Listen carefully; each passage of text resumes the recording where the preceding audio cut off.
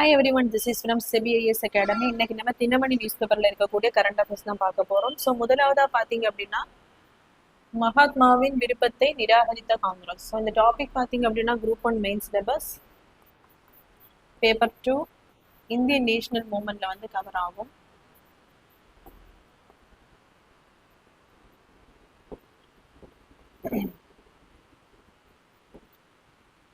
So இது பாத்தீங்க அப்படின்னா வந்தே மாதரம் சாங் எழுதி 150வது ஆண்டு நிறைவு. ஸோ இதற்காக தான் அந்த வந்தே மாதரம் குறித்த அந்த நிகழ்வுகள் வந்து பாராளுமன்றத்தில் வந்து விவாதிக்கப்படுகிறது.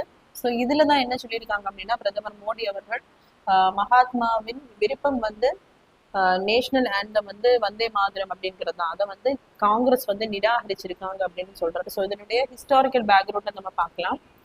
1875ஆம் ஆண்டு பக்கிம் சந்திர சாட்டர்ஜி அவர்களால்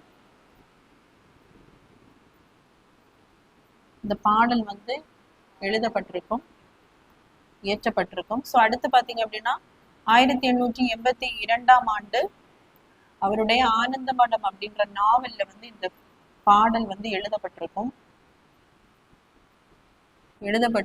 ஸோ இதை முதல்ல பார்த்தீங்க அப்படின்னா வங்க கவிஞர் பங்கிம் சந்திர சாட்டர்ஜி தான் இந்த வந்தே மாதர பாடலை வந்து இயற்றியிருப்பாரு 1875ஆம் ஆண்டு. 1882ஆம் ஆண்டு அவருடைய ஆனந்த மடம் அப்படிங்கிற நாவல்ல வந்து எழுதப்பட்டிருக்கும். ஸோ காந்திஜி வந்து தென்னாப்பிரிக்காவில் இருக்கும்போது இந்தியன் ஒப்பீனியன் அப்படின்ற வார இதழ்ல டிசம்பர் 2ஆம் தேதி வெளியிடப்பட்ட அந்த வார இதழ்ல வந்து வந்தே மாதரம் குறித்த உணர்வுகளை வந்து மகாத்மா காந்தி அந்த வார இதழ்ல வந்து எழுதியிருப்பாரு. ஸோ அதுல என்ன சொல்லியிருப்பாரு அப்படின்னா வங்கத்துல வந்து வந்தே மாதரம் மிகப்பெரிய அளவுல வந்து பிரபலம் அடைந்திருக்கும். அதே மாதிரி சுதேசி இயக்கத்துல வந்து வந்தே மாதரம் பாடல் வந்து மிகப்பெரிய வெற்றியை அடைந்திருக்கும் அப்படின்னு அந்த இந்தியா ஒப்பீனியன் அப்படிங்கிற வார இதழ்ல வந்து அவரை குறிப்பிட்டிருப்பாரு. அதே மாதிரி வந்தே மாதரத்தை தான் தேசிய கீதமாக மகாத்மா காந்தி அவர்கள் கருதினார்.